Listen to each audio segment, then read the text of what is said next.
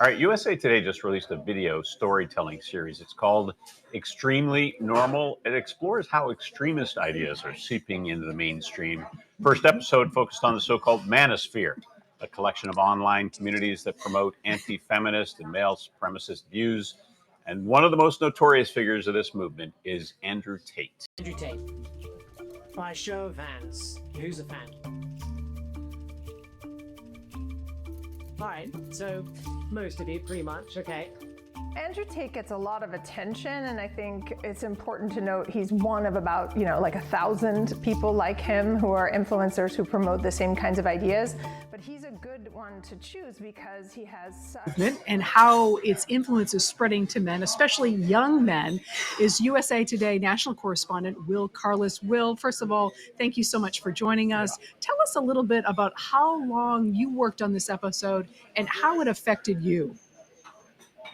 Well, I've been covering extremism for a long time, for almost a decade. So I wouldn't say it really affected me that much. I mean, a lot of my stories, I'm hanging out with like white supremacists and people like that. In this case, I was mainly looking for young men who are fans of Andrew Tate and fans of the manosphere. It was an interesting story. It was really nice to kind of get to talk to these people and kind of get inside this story. I'd say I worked on it for a few weeks. All in all, I went to a lot of MMA gyms in Southern California looking for fans of Andrew Tate, and eventually stumbled across this gym in Fontana, California, where I spent quite some time talking to these young men. Will, I just want to back up a little bit because a lot of parents out there are probably saying, who is this Tate figure? They don't know the name. Their kids do. Who is Andrew Tate and why is he so important? How influential is he? Andrew Tate's a former champion kickboxer. He's a British American like me, and he has basically made a name for himself for pushing this kind of uber masculinity. He teaches young men how to kind of take control of their lives, but he does it with this underlying thread of misogyny and a little bit of racism mixed in, a little bit of other sort of extremist ideas mixed in too.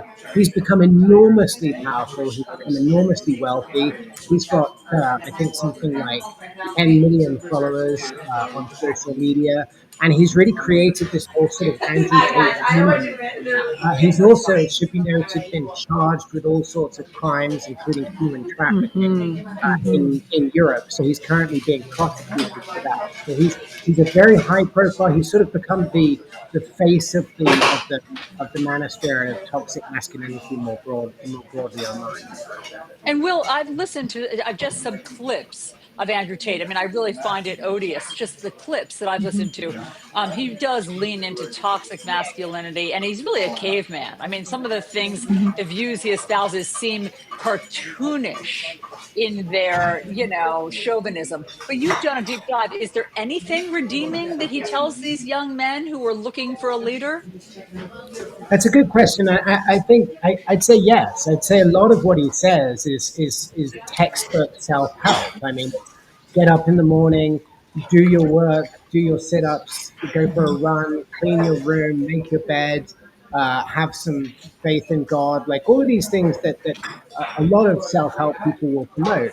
The thing is, when it, as you say, it crosses this line into this kind of archaic caveman type mentality of toxic masculinity, which is what sort of sets him apart and what he's got a name for. He'll say that he's doing that all in the name of humor and fun, and he doesn't really mean this stuff. But of course, for young men and for the children watching this, they often don't get the joke, and I'd argue a lot of it's not actually a joke. It's a way to suck young men in and get them to follow him and support him. All right, Will Carless, there's been a lot of talk about young men being incredibly lonely, right? And this sort of feeds into that, right? The fact that Andrew Tate is there providing that outlet and that sort of connection. You want to know why, right? Why has Andrew Tate become so popular? Well, because in my estimation, there's just not enough in-person communication. People are in their homes, they're stuck on their phones. Right. And that takes them down these deep, dark paths. Just not enough connection today. Yeah. And parents, please watch this on USA Today. It is so important. You might not think your kids listen to Andrew Tate. Chances are pretty good that they do. And Will Carless did a terrific job in putting this together. And you have to keep reminding yourself when you're watching it, it's 2025. Right. I mean, it seems like, this is from the dark ages, but this is what's out there in 2025. That's what's back. Yeah.